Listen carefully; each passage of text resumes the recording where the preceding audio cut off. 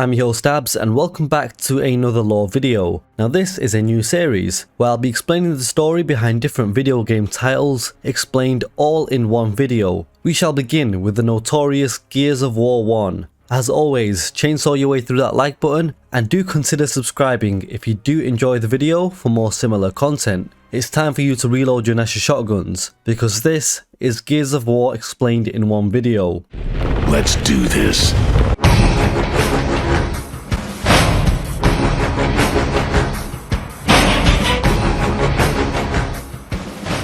The game begins with an introduction to Emergence Day, narrated by the Locust Queen Mirror, a wide-scale attack across planet Zera from underground monsters we come to know as the Locust Horde. With billions dead, as humanity struggles against overwhelming odds, what will be the fate of the humans on Zera? So as the game begins 14 years after Emergence Day, a former soldier named Marcus Fenix is freed from the Jacinto maximum security prison by his close friend Dominic Santiago, who needs Fenix's help in the fight against the Locust. Both managed to escape from the prison moments before it was destroyed by a corpser, and met up with the other members of Delta Squad, Anthony Carmine and Min Young Kim. There was no time to rest because they received orders to find Alpha Squad and secure the possession of the resonator, a device intended to map out the Locust underground tunnel network for the Lightmass bomb. En route to Alpha Squad's last known location, Anthony Carmine is unfortunately killed by a Locust sniper after jamming his Lancer rifle. Marcus, Dom and Kim are able to meet up with a private from Alpha Squad. His name is Augustus Cole, former Thrashball star, number 83 the Coltrane, now in the military, who said that the rest of Alpha are at the Tomb of the Unknowns, and their transmissions are blocked by the Locust Seeders. These were bizarre Locust hollow creatures known to jam radio transmissions with their very presence. Marcus and Co eliminate the Seeders by using the Hammer of Dawn. After finding 3 more privates from Alpha, Damon Baird, Gulis and an unknown gear, they are all ambushed by the Locust forces, with the attack being led by the Locust General Ram, a brutal and monstrous figure, executing Kim right in front of Marcus Fenix. The squad had to retreat into the tomb, but the unknown gear is killed while providing cover fire. They are locked inside the tomb, where Marcus meets the sarcastic arsehole known as Baird. There they hear a Locust berserker. Gulis pisses his pants and runs straight into the lion's den, and he, unfortunately, is torn to pieces. After Marcus and Co defeat the Locust Berserker, the team confirms with headquarters that the resonator is safe, and next they are ordered to the Lithia Emulsion facility 10 kilometers from their position. Chairman Hoffman also puts Marcus in charge of Delta Squad in place of Kim, much to Baird's fury. Dom suggests that the fastest way to reach the mine would be to borrow a junker from a stranded named Franklin, who owes Dom a favour from deals in the past. After reaching the camp, Franklin reluctantly agrees to give him the junker on the condition that Cole and Baird should stay behind at the stranded camp to help them defend against the Locust. Dom quickly agrees, and he and Marcus Fenix head across the ruined city as nightfall descends, bringing in the Krill, the carnivorous bat-like creatures that attack anything in the dark, leaving absolutely no remains. The two fight through the Locust forces to reach Asphalt gas station where the junker is kept and drove it back to the camp. Meanwhile defending themselves from the Krill with an ultraviolet light equipped on the junker that could actually kill the Krill.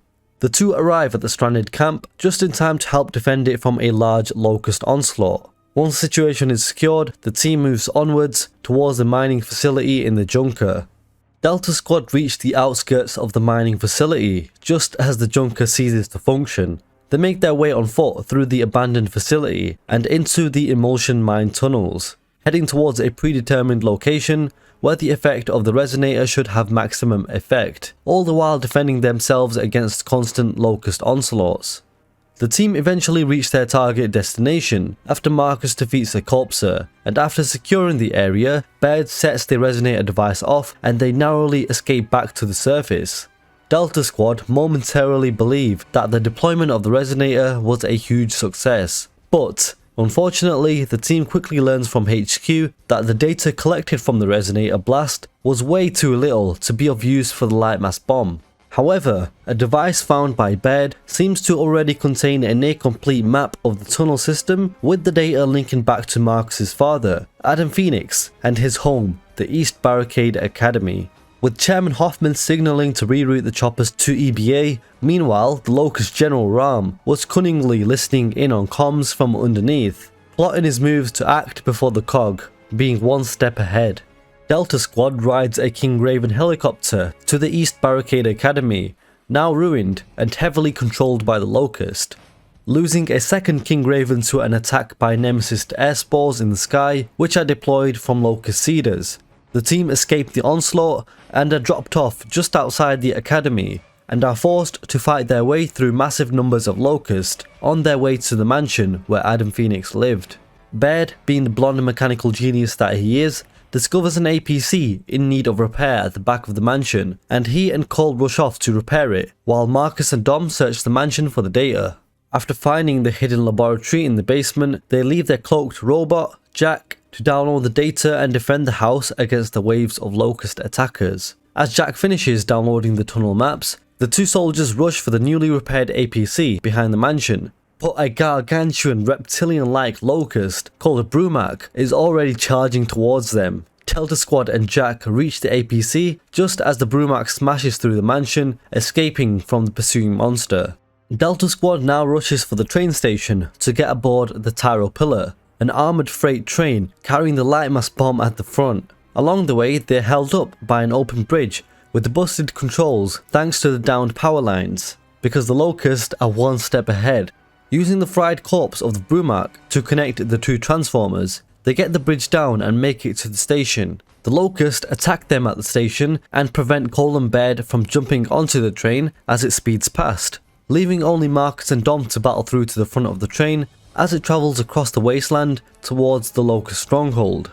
Unfortunately, at the front of the train, they encounter General Ram guarding the lightmass bomb, equipped with his Troika machine gun and the Krill. But fortunately for Delta, Ram is unable to use his Krill thanks to the coal train manning a spotlight from a chopper above. This works in Marcus and Dom's favour, going head to head against Ram, in the end defeating the Locust General.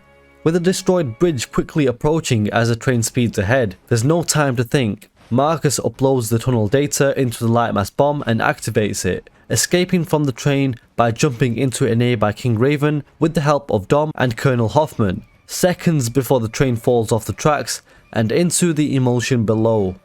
The bombs from the lightmass launch into the Locust tunnels beneath, successfully eradicating most of an important Locust stronghold and almost all of the Krill breeding grounds. Hoffman announces their victory to the rest of the world, but the haunting voice of the Locust Queen clearly states that the Locusts have not been defeated and will continue to fight back. This ain't over. It seems like this war has just been raised another level. So that is the story of Gears of War 1, explained in one video, the beginning of one of the best gaming trilogies of all time, a game that would go on to birth a hugely successful, amazing franchise.